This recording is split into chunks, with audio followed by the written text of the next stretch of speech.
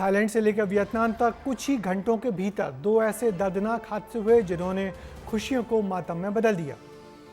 Bangkok के एक pub में लगी भीषण आग ने दर्जन लोगों की जान ले ली, तो वहीं वियतनाम में भारतीय पर्यटकों से भरी नाव पलटने से कई परिवारों पर दुखों का पहाड़ टूट पड़ा।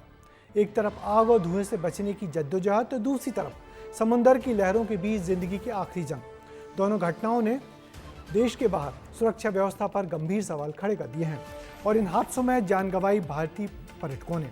कहां और कैसे हुआ है हादसा, कितना नुकसान हुआ, इसे दिखाती हमारी ये रिपोर्ट देखिए।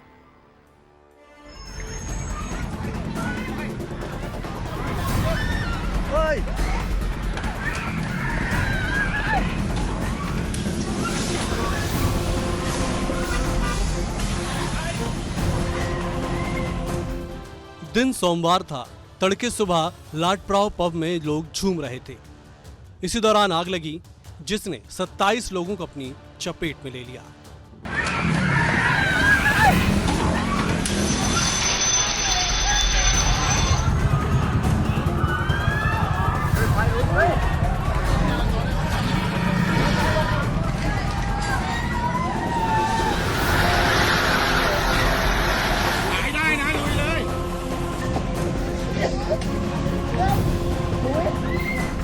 इस दर्दनाक हादसे से पहले का एक वीडियो भी सामने आया है जिसमें तड़के सुबह एक सिंगर स्टेज पर प्रस्तुति दे रहे थे। इसी दौरान उन्हें एक सर्किट ब्रेकर में धुआं उठते दिखा। अचानक बिजली गई और फिर जोरदार ब्लास्ट के बाद चारों ओर आग की लपटें थी। ज्यादातर मृतक पब के पिछले हिस्से में वॉशरूम में मिले। कयास है कि ये लोग आग से बचने के लिए शौचालय में छिपे थे, लेकिन दम घुटने से इनकी मौत हो गई। पब की केवल एक ही एंट्री एग्जिट होने की वजह से लोग फंस गए और उन्हें ना संभलने का मौका मिला, ना बाहर आने का। इन मृतकों की अब तक पहचान नहीं हो सकी है। बैंकॉक के अलावा वियतनाम में भी एक दिल दहला देने वाला हादसा हुआ है। यहाँ भारतीय पर्यटकों से भरी नाव पलट गई। ये खौफनाक तस्वीरें वियतनाम की हैं। फू कोक द्वीप के पास ये दर्दनाक हादसा हुआ। नाव में भारतीय पर्यटक मौजूद थे। नाव पलटी और पल भर में 15 भारतीय पर्यटक काल के गाल में समा गए। 32 भारतीय और 4 क्रू मेंबर सहित कुल 36 लोगों को लेकर जा रही नाव के डूबने से वियतनाम से लेकर भारत में शोक का माहौल है। हादसे के पहले का एक वीडियो भी सामने आया है जिसमें सभी पर्यटक अपने परिवार के साथ नजारों को देखने में मशगूल हैं, इस बात से अनजान कि ये उनकी आखिरी यात्रा है।